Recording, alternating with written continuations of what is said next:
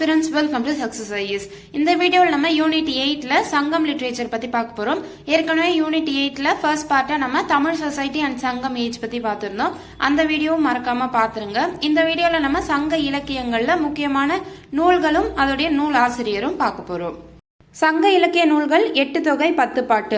அதுலேயும் இந்த நூல்களை அகம் சார்ந்த நூல், புறம் சார்ந்த நூல், அகப்புறம் சார்ந்த நூல் அப்படின்னு பிரிப்பாங்க. அகம் சார்ந்த நூல்கள் அப்படின்னா அறம், பொருள், இன்பம், வீடு, காதல் இந்த மாதிரி அகம் சார்ந்த விஷயத்தை சொல்கிற நூல் அகநூல்கள் அப்படின்னு சொல்லுவாங்க. புறம் அப்படின்னா ஒரு மன்னருடைய வீரம், போர் இதை பற்றிலாம் சொல்கிறது புறம் சார்ந்த நூல்கள். அகப்புறம் அப்படின்னா ரெண்டுத்தை பற்றியுமே சொல்லியிருந்தா அகப்புற நூல்கள் அப்படின்னு சொல்லுவாங்க. இதில் 8 தொகையில் அகம் சார்ந்த நூல்கள் எது அது அப்படின்னு பார்த்தீங்கன்னா நற்றிணை, குறுந்தொகை, ஐங்குறுநூறு, கலித்தொகை, அகநானூறு. ஸோ இந்த தொகை வர்றதுலாம் அகம் சார்ந்த நூல்கள்.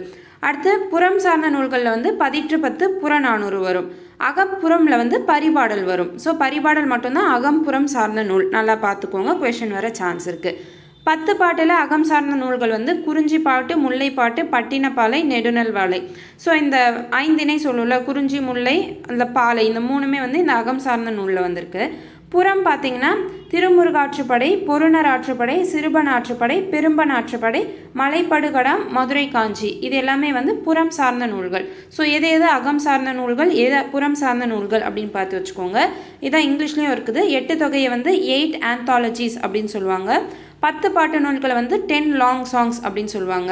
இதில் சங்கம் ஏஜுக்கு அப்புறம் வந்த நூல்கள் தான் 14 கீழ்கணக்கு நூல்கள். 14 கீழ்கணக்கு நூலில் தான் திருக்குறள் வரும். ஓகேங்களா? திருக்குறள், நாலடியார் இதெல்லாம் 14 கீழ்கணக்கில் இருக்க முக்கியமான நூல்கள். சிலப்பதிகாரம், மணிமேகலை இரட்டை காப்பியம் அப்படின்னு சொல்லுவாங்க. இதில் சங்க காலத்தோடைய கல்ச்சர், ரிலீஜியஸ் ஹிஸ்ட்ரிலாம் இந்த நூலில் அதிகமாக நம்ம தெரிஞ்சுக்கலாம். சரிங்களா?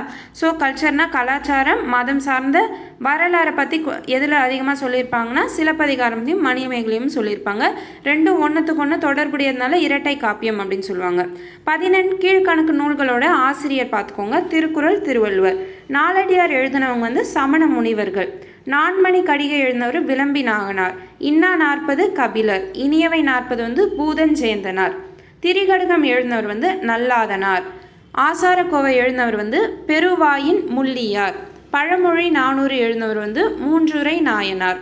சிறுபஞ்சமூலம் காரியாசன். ஏலாதி கனி மேதாவியார்.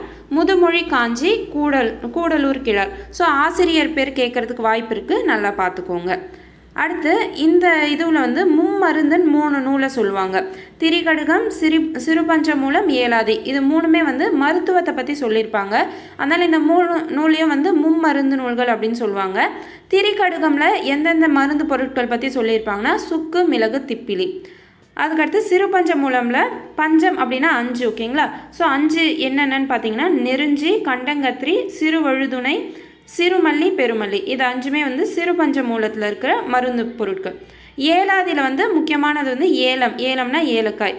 ஏலம், லவங்கம், நாகேஸ்வரம், திப்புளி, மிளகு, சுக்கு இதை பற்றி ஏலாதியில் மருத்துவ குறிப்பு இருக்குது. ஸோ அடுத்து 50 காப்பியங்களில் எது வரும் அப்படின்னா சிலப்பதிகாரம், மணிமேகலை, சீவக சிந்தாமணி, குண்டலகேசி, வளையாபதி.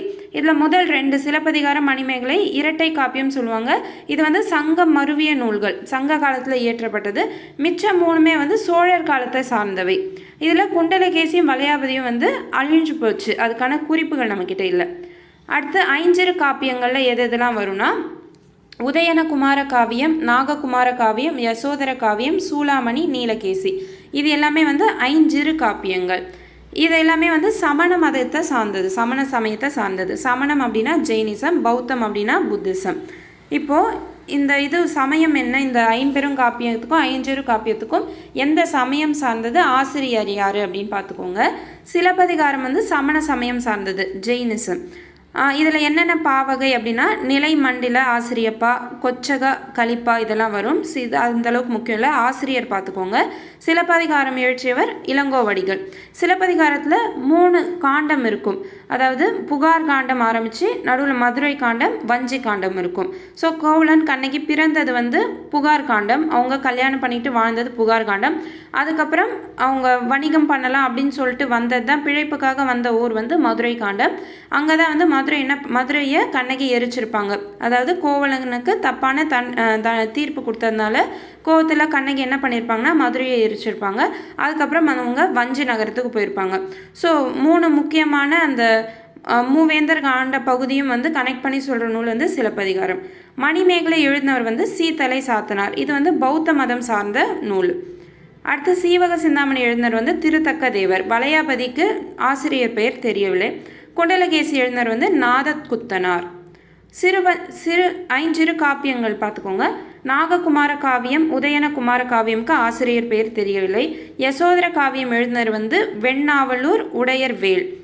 நீலகேசிக்கும் ஆசிரியர் பேர் தெரியவில்லை. சூளாமணிக்கு வந்து தோலா மொழி தேவர். சரிங்களா?